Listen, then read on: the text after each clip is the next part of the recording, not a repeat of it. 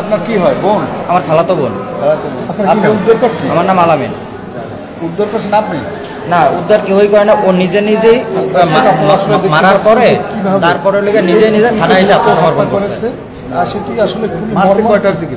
আনুমানিক মানে 6টা বাজে ও পুবলি ব্যাংকে চাকরি করে।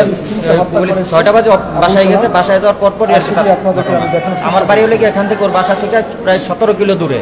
খবর পেয়ে তারপরে আমরা আসি। এটি কখন নাগাদ হত্যা করেছে? সন্ধ্যার পর। সন্ধ্যার পর, 6টার পরে।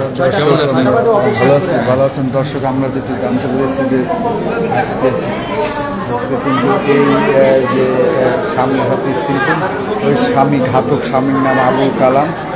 সে শহরে ছোটোখাটো ব্যবসা করত এবং স্ত্রী আসমা আক্তার, তিনি কিন্তু পুবলি ব্যাংকে কাজ করতে, এমএলএসের কাজ করতে। কিন্তু আজকে অফিস থেকে যাওয়ার পরে কিন্তু তার স্বামীর হাতে স্ত্রী খুন হয় এবং মর্মান্তিক এই খুনের ঘটনা। এই যে আসমা আক্তারের মা, তিনি কিন্তু দাবি করেছেন যে আসলে বিচারহীনতার কারণে এই ঘটনা ঘটে এবং দীর্ঘদিন কিন্তু বিচার, তারও আরেকটি ট্র্যাজেডি আছে, তার বড় ছেলেও খুন হয়েছে, সেই খুনের বিচার তিনি পাননি, এমনটি কিন্তু তিনি দাবি করেছিলেন। তবে কি কারণে এই খুনের ঘটনা, সেটি আসলে তদন্ত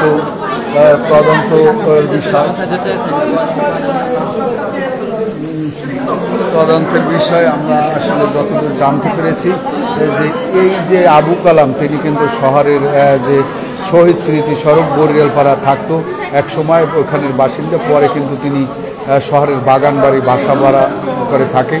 অপরদিকে আমরা যেটি জানতে পেরেছি, তিনি কিন্তু এই খুনের পরপরই তিনি কিন্তু থানায় আত্মসমর্পণ করেন, এই ঘাতক স্বামী আবু কালাম। অপরদিকে তিনি কিন্তু এই যে আসমা আক্তারের 2টি সন্তান রয়েছে, একটি মেয়ে এবং একটি ছেলে। ছেলেটি 4 বছর হবে এবং মেয়েটি 11-12 বছর হবে। মেয়েটি এবং তারা কিন্তু এখানে আছে এবং এই আসমা আক্তারের মা কিন্তু আক্ষেপের কথা বলেছেন। তিনি কিন্তু এই যে বিচারহীনতার কথা বলেছেন। পূর্বে তার একটি মামলা রয়েছে, সেই মামলায় তিনি বিচার পাননি এবং বিচার প্রক্রিয়া নিয়ে তিনি প্রশ্ন তুলেছেন।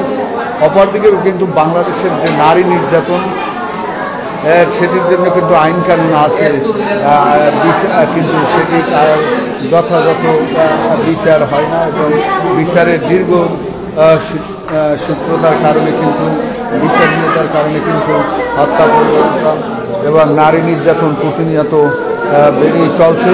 তবে তাদের পরিবারটি কিন্তু আবেগ এবং আকাঙ্ক্ষা যাতে তারা বিচার পায় এবং সঠিক ন্যায় বিচার পায়, সেটি কিন্তু আসলে তাদের দাবি। দর্শক, এই ছিল আসলে আমরা বরগুনা জেনারেল হাসপাতালের মর্গ এলাকা এবং জেনারেল হাসপাতালের জরুরি বিভাগ থেকে আমরা কিন্তু সংযুক্ত হয়েছি এবং আপনাদের যেটি আসলে আমরা জানাতে চেয়েছি, সেটি হচ্ছে অত্যন্ত মর্মান্তিক হত্যাকাণ্ড এবং ঠান্ডা মাথার হত্যাকাণ্ড।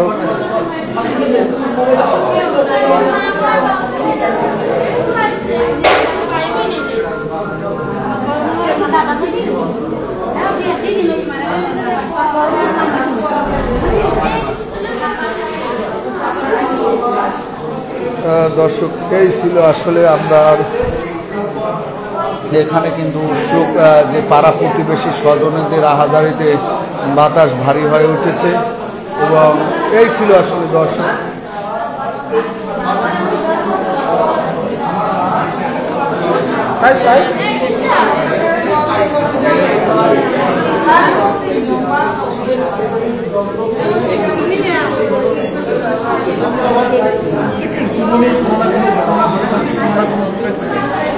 দর্শক, আপনারা জানেন যে বরগুনার